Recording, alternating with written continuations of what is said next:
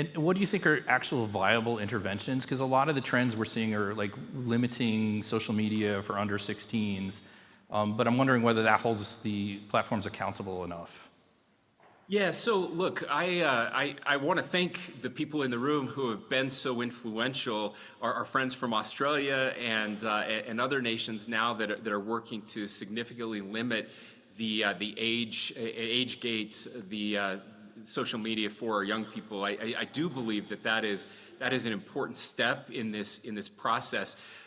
There's lots of things that we're trying to do here on our end. We're treating this the way we treated the tobacco companies in the 1950s and 1960s in the United States, the way we've looked at the opioid companies in the 90s and the early 2010s. One of the real troubling aspects of this to me is that these companies, many of which like Meta and others, knew what they were doing. They actually they were doing research into this and knew the harm that their products were causing. And not only did they not take steps to mitigate that, they tried to hide that research. We've learned from whistleblowers and others, and I believe that's deeply problematic. And so of course we're suing those companies right now. There's been a couple recent developments with lawsuits in the state of New Mexico and California that were very favorable and in holding these companies accountable. So that's certainly one step we're taking. We've passed several bills in Utah. Those are also being litigated right now to help change the way these companies do business. Again, especially with our young people, we think that's the best place to focus. Obviously, this is having an effect outside of just our young people as well. So I'll talk about that maybe in just a second.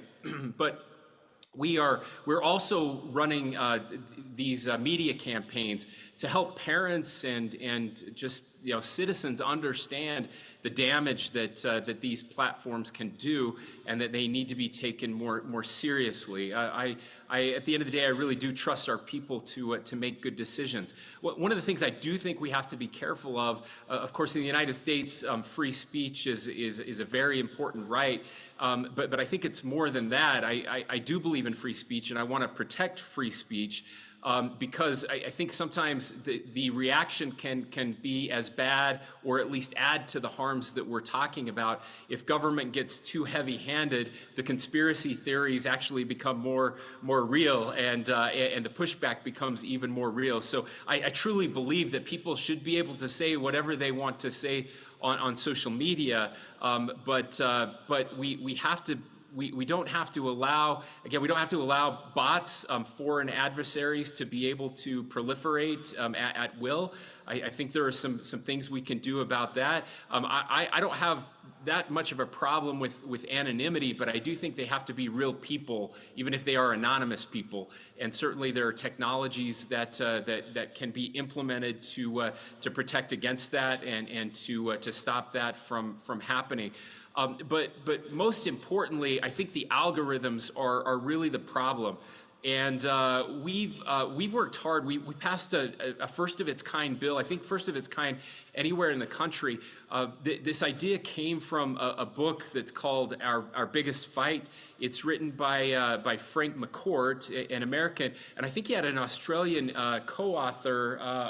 Michael Casey was his name. And in this book, they make a very compelling case that our social identity is part of our identity, that it is part of our makeup, that it is part of our free will. And all of the data that these companies are taking from us, that data belongs to us as individuals, that we have an unalienable right to that information and to that data.